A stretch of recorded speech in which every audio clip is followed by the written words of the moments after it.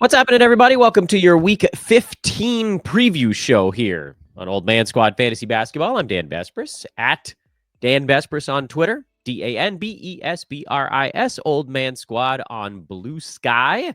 If that's your new jam, you can find me on either one of those spots. I do a little bit more on Twitter, but I'm trying to do a little bit of something on both.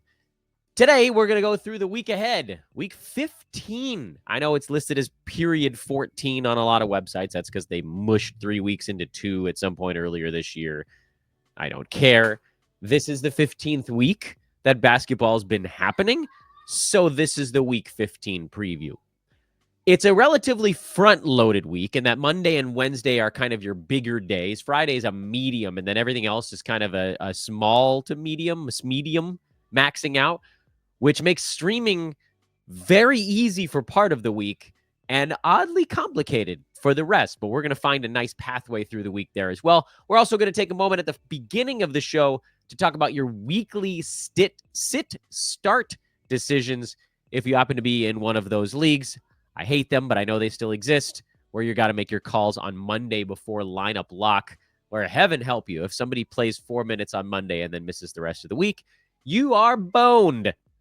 The children are going nuts, but in a good way right now. BetOnline continues to be the world's most trusted betting platform and your number one source for online betting in the year 2025. Whether you're a seasoned fan or a first-timer, BetOnline is your ultimate game day companion. They've got everything. Football, NFL playoffs are happening as I'm recording this show. NBA, college hoops, NHL, UFC, more stuff coming. You know they've got stuff going year-round. BetOnline is your number one sports betting source this year. BetOnline will take you from touchdowns to three-pointers, hat tricks, and back again, covering you on every game, every play, and every win. BetOnline, the game starts here. Let's begin with a look through the top, basically like 125, 150 right now, and we'll let you know who you should be sitting and starting if you're making a weekly lineup decision. We'll try to do this in about 3-4 minutes flat and then get into the streaming grid, which is, of course, the meat of these weekly discussions. I will also, this is by request, try to get into the names that you can use in those streaming charts. The reason I don't do it every time is because, like, by Thursday, the board has changed so considerably that it's hard to tell you who to stream recording a show on Sunday. Anywho, let's start at the top. First name on the list is Luka Doncic. You can keep him out until he resurfaces. Josh Hart popped up as questionable, but the Knicks guys seem to play through everything, so I would likely start Josh Hart this coming week. It's a 3-gamer, which does make it a little bit dicey, but you figure questionable for Monday means that you're almost definitely going to get 2 out of him, admittedly. 2 out of Josh Hart is barely enough, but I think we've got enough to let it go. And also, look, you're going to know whether he's playing on Monday or not. It's a home game against the Grizzlies that starts at the earlier side. So you'll know if he's in or out. If he's out and you're feeling a little bit, I don't know, shy, you could sit him, play somebody with a 4-game week on the assumption then you'd be making the assumption that he's not playing on Wednesday. But I don't know that we know that that's necessarily going to be the case. If he's ruled in on Monday, life gets really easy. Jalen Johnson is out, we figure, for a week or two, so you're not going to start him. Get him on your bench as well. Let's go to the next 25 names. Chet Holmgren, no. Joel Embiid, no. John Collins was ruled out on Saturday due to an illness. Utah has a good schedule this week. They go Monday, Tuesday, Thursday, Saturday. So, yes, they're on the busy Monday, but their other 3 games are not on super busy days. I think I said Friday was a big day. It's actually Saturday that's kind of like the bigger than medium, just slightly larger than medium. I'm tempted to play Collins this week, but I also realize that might be stupid considering how many games he's missed. So maybe just take it easy. Maybe just sit out Collins one more. Derek White, as you guys just saw on your screen, you saw it, is questionable for the Boston's next ball game. If he's out on Monday, you sit him for the week, I believe, because he's been slumping a little bit. He was better against my Dallas. Celtics, what did I say, 3? They've got 4 games, Monday, Wednesday, Friday, Sunday.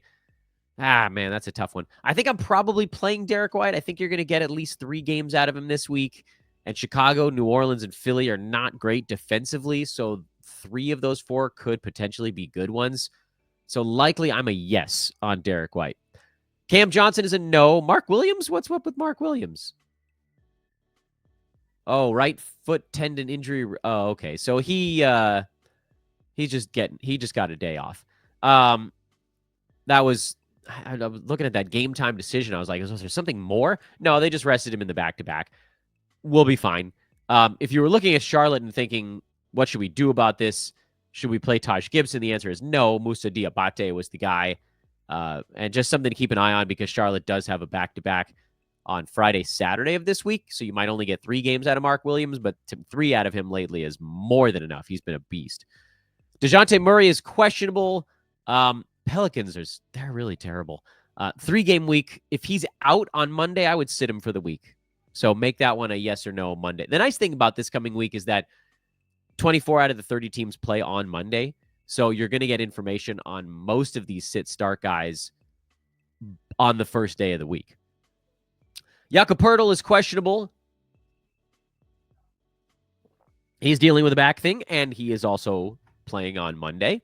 The difference with Poeltl, though, they've got 3 more games. So Jakob, I would lean towards a yes. Even if he sits Monday, I think I would probably still play him. It feels like 2 is probably the absolute worst case scenario, and you're more than likely going to get 3. Paul George hurt his pinky finger. I mean, anything that can go wrong for Philly is going wrong. They also happen to be a team that doesn't play on Monday, so we probably won't get any more information on PG's questionable tag until their game on Tuesday. So I would probably sit Paul George.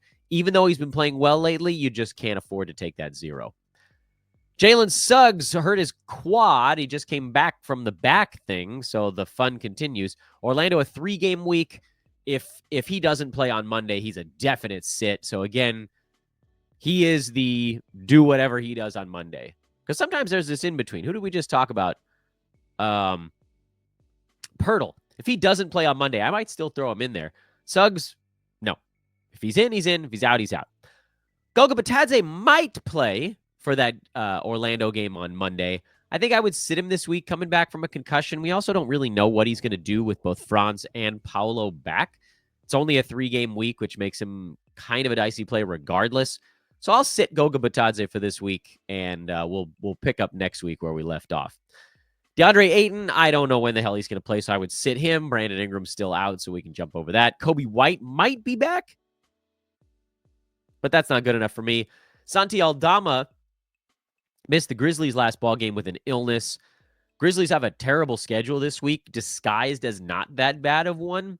I would probably sit Santi Aldama this week, although if he plays in New York on Monday and you can get your full 3 games out of him, it's not the end of the world. So call Santi just like Suggs. If he's in on Monday, yes. If he's out, no. Cam Thomas, no. Derek Lively's out for a couple of months. Herb Jones is probably out about that long as well, so you can bench all of those guys. Tobias Harris is questionable. Detroit plays on Monday. Do with him whatever he does on Monday. If Tobias is in, he's in. If he's out, he's out. Make your life simple. DeAndre Hunter got the Saturday game for the Hawks off with an illness. They actually have a pretty good schedule this week with a Monday, Tuesday back-to-back and a 4-game week. He might not play both games of that back-to-back, and I don't know that 3 games is enough. So as much as I've liked Hunter so far this year, I think he's a sit. Even in a 4-game week, I think he might be a sit. I bet you can find somebody better. But again, if you don't have anybody better and he gets ruled in on Monday, you could play him. I think we can probably figure this out. Bobby Portis, I saw the game time call tag on him, and I got tricked once again. He's fine. He missed the last one with personal reasons. I would assume that he'll be back, and Milwaukee has a solid 4-game week on hand. Lou Dort, you're not playing these guys anyway. We're now into the part of the board where you're not playing these dudes, so I don't think that this really matters. We'll scroll one more page just to see if anybody relevant pops up. And Emmanuel Quickly? No, I already got ruled out, so that makes that one easy. Dennis Schroeder, not Dennis Schroeder, Dante DiVincenzo, he's out already as well. So you can keep all those guys sidelined. All right. That's your weekly start sit. It took us more like 7 minutes instead of the 3 or 4 that I was trying to promise. let's get into the streaming grid now. This is the meat of everything. I want to make sure that this looks right as you guys are looking at it with us. All right. I think we can probably share that now. And bingo bango. Hey, by the way, if you're enjoying the things that we've done on this network, please subscribe. Take a minute to subscribe. Also, throw a like on our trade deadline live show. That'll bookmark it for you. That way, when we start that bad boy on February 6th morning, you'll get an alert and you can come join us. So pre-like that sucker. Subscribe, likes, all that good stuff. Here's the streaming grid for week 15. We have Monday and Wednesday, 12 games and 11 games. So Monday is probably an overload day for your team. Wednesday is borderline. You're like 50-50 to be full. Tuesday, Thursday, Friday, Saturday, Sunday, all unlikely that you're looking at an overload. So those are all days where you could most likely add an extra game. And frankly, a lot of you can probably afford to do it on Wednesday as well. The only day where I look at it, I'm like, yeah, odds are you're probably full would be Monday. Would be whether it's tomorrow if you're listening to this late on Sunday night or Monday morning. And looking at my, like, one of my teams where we have a 15 roster slot club, 14 of my 15 guys are going on Monday, which I realize is high, but odds are you're probably full. And that's a good thing because it does open up some avenues. There are two teams this coming week that have 2-game weeks, the Indiana Pacers and the Oklahoma City Thunder. Interestingly, the San Antonio Spurs are back to a 3-game week as they travel with the Pacers back from France. Indiana had back-to-back 2-game weeks, so they become a team that's going to be a very loaded schedule after we get through this coming week.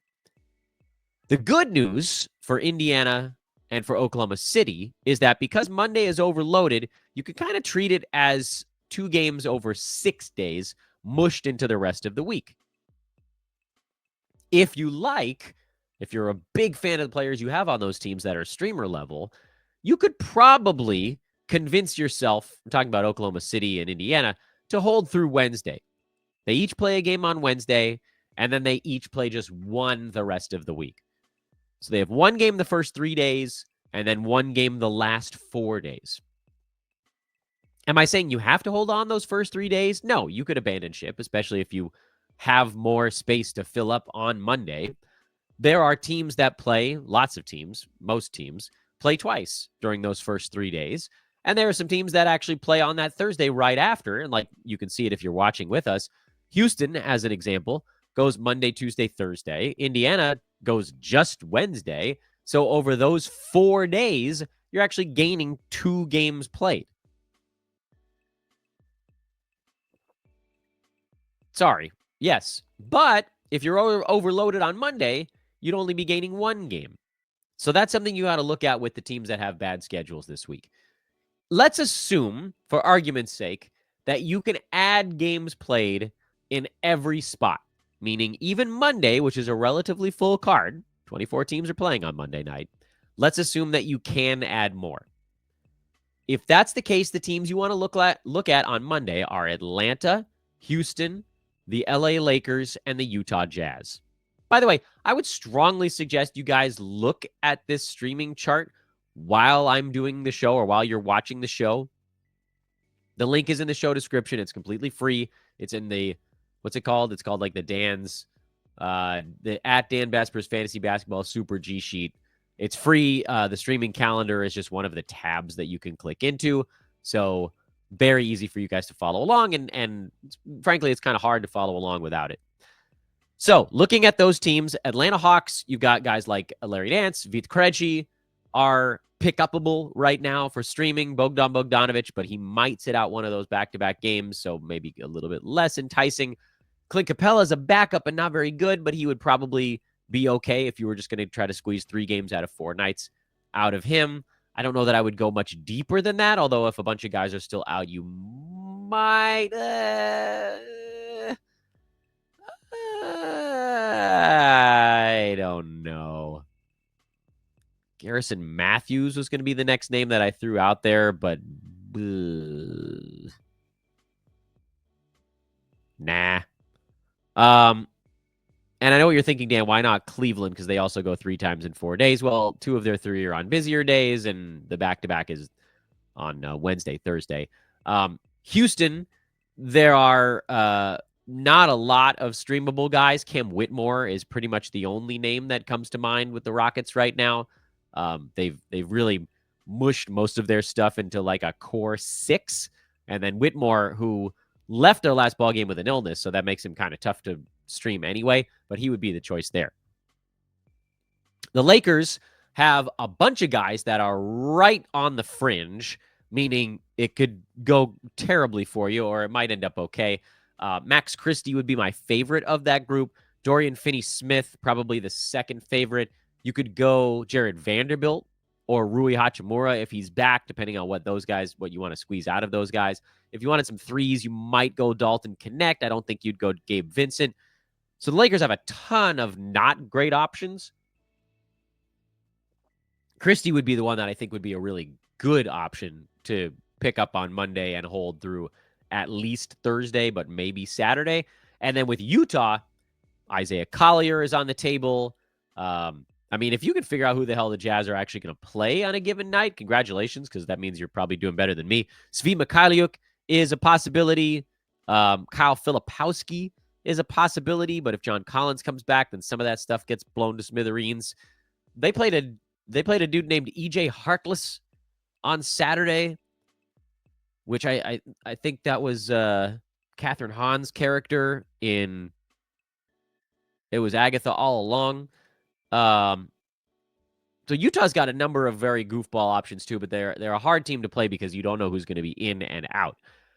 What I've done on this Google sheet, and I hope that it helps you that are following along, is I've light blue color-coded one pathway through the week, the Monday pathway through the week, meaning the other portion of this, as we scroll up, is Denver on Friday. So if you went with one of those teams we just talked about, meaning if you started with a 2-gamer like Indiana or Oklahoma City, and you wanted to turn your 2-gamer into at least a 4-game week, you could do that with any of the teams we just talked about. Atlanta, Houston, the Lakers, the Jazz. One move, you add 2 games to your week. You don't have to think about anything else. However, if you got 4 or 5 weekly moves to play with, you might not want to just hold those guys all the way through to Sunday. You might want to do something before then. The time to do it would be Friday. Starting on Friday, all of those teams I just talked about have 1 game left the rest of the week. And it's all on Saturday. Not that it really matters all that much, but just for reference, that's where you're working. You can pivot to Denver on Friday. And again, the options are a little bit limited with the Nuggets. Peyton Watson, Julian Strother are probably your 2 easiest calls. If Aaron Gordon is on the wire, he would also be a streamable play. The other guys on the Nuggets are likely rostered. But like, let's say you go Julian Strother or Peyton Watson. Nuggets go Friday, Saturday. You could make another move if you wanted to on Sunday. I don't know that I would necessarily advise it. If I picked up a Nugget on Friday, I'm probably holding through the following Thursday because they actually go 5 games in 7 nights starting on Friday of this week. Because if you were just going to do the back-to-back, you could also go Charlotte. They have better streaming options than the Nuggets do. Phoenix, San Antonio, those teams all go back-to-back Friday, Saturday, leaving you an opportunity to do something on Sunday. Although, the Spurs go 6 games in 9 nights starting on Friday. That's not a bad schedule. Phoenix does as well. And it's not like heavy on the overloads either. Charlotte doesn't. They have the weakest of all those teams that go back-to-back on Friday, Saturday. But Denver would be the long streaming option I would suggest if you wanted to go the full week. Again, if you like the options in Phoenix or San Antonio better, which you might, like the Spurs, you could maybe do a Champagnie, you could do a Keldon Johnson, you could do a Trey Jones. Phoenix, maybe you go someone like a Grayson Allen. Most of the main guys for the Suns are probably rostered. But that's the light blue side. That's light blue. So that's if you made a move on Monday, you could make another move on Friday. And that turns it into a 5-game week with 2 roster moves. That also sets you up to start next week effectively as well. There are, however, also, and as you've watched me scrolling around on the screen, you've probably seen a couple of these other color codings. I'm going to zoom out a little bit now. I don't know. It's not going to be quite as easy to see for folks on YouTube, but I think you guys will still get the gist of it. The three teams, I think it's three, the three teams that have what I like to call bad schedule pockets this week are Brooklyn, Memphis, and Miami. I typically don't highlight the bad pockets unless they reach the threshold of one game over 5 days. Because, like, Indiana has that. They go one game over 5 days to start the week, but it's part of a 2-game week, so you know it's bad. Oklahoma City, oddly enough, they do that. Actually, Indiana has one game over 6 days, dating to Sunday. Oklahoma City has one game over 5 days to start the week, but it's also, again, part of a 2-game week, so you don't even really stop to think about the rest of it. These other teams, it's a pocket. Brooklyn plays Monday and Wednesday, and then their schedule is dog doo for 5 days after that. They play in Houston, a good defensive team, on Saturday. That's it for the Nets before they end up in a back-to-back next Tuesday and Wednesday, which, again, their schedule actually, like, there's that back-to-back, but overall, Brooklyn's schedule is not very good between now and the All-Star break. So Brooklyn, they go light on Thursday. Memphis goes light on Tuesday. Miami goes light on Thursday. Let's start with Memphis. The Grizzlies, you're not going to make a move on Monday because your Grizzlies streamer is playing. But you can make a move on Tuesday. And I've color-coded the options there in orange. Golden State is 1 because they go 3 times in 4 days. Philadelphia goes 4 times in 6 days and also has another 4-game week next week. If you really wanted to stretch it out, that'd be 8 games over 13 days and 10 games over 16 days from Tuesday of this week through the Wednesday before the All-Star break. But a lot of teams play on that Thursday, so you might end up making a move before then. Odds are, if you have a Grizzly to start the week and you're going to make your move on Tuesday, Philly is your better option because they give you the option of just hanging on to that player all the way through Sunday. You could pivot on Saturday if you wanted to, but there aren't that many good options. In fact, no one in the NBA plays back-to-back Saturday, Sunday. So you basically need to like the guy you're moving to significantly more than the guy you're moving off if you go Philadelphia. If you go Golden State, where admittedly there might be more streaming options, you kind of do need to get the hell off the Warriors on Saturday because they go 1 game over 4 days after that. Philly's got 2 games over 4 days after that. So their schedule doesn't turn bad. It just turns kind of meh. Golden State schedule gets bad. Unfortunately, like we talked about, that's a pretty light part of the calendar. But if you have a Golden State Warrior through, again, this is the Tuesday path. Tuesday, Wednesday, Friday are the days they play. On Saturday, you're going to want to go Houston again. We talked about they've got a good schedule. They got 9 games over this week and next week. Indiana, whose schedule actually gets better starting on Saturday. That's when you get past their 1 game over 5 days. New York, whose schedule is a little bit light to start the week, or a little bit light in the middle, but then actually gets good just for a narrow pocket before turning terrible after Tuesday of the following week. Or Portland, who had a really good schedule last week, kind of light for most of this week, but then they go Saturday, Monday, Tuesday. So you get off to a really nice start on week 16. Those are the teams that go 3 times in 4 nights starting on Saturday of this week. And that's where you want to go if you pivoted to Golden State from a Memphis Grizzly. Finally, the last path through this week is the one if you have Miami or Brooklyn, where you're going to hold your players likely through Wednesday, but then starting on Thursday, you're looking for somebody that does more than what those teams do. And unfortunately, I have bad news for you because nobody on Thursday goes 3 times in 4 nights. It is a particularly light 4-day part of the schedule. Lots of teams go twice, but nobody goes thrice. So if you have Miami, who goes 1 time over 5 days, or Brooklyn, that goes 1 time over 5 days, you're actually looking for somebody who goes 3 times over 5 days. With one of those games being Monday of week 16. So you'd only be upping your this week game count by 1, You'd be turning, say, Brooklyn, for example, you'd be turning your Brooklyn net from a 3-game week into a 4-game week, but you'd be getting off to a really good start on next week. Because let's say you pivot to a team that has, like Atlanta is an option. They were an option for the teams playing on Monday. They're an option for the teams pivoting on Thursday. You add one game this week, but you also add one game next week over Brooklyn.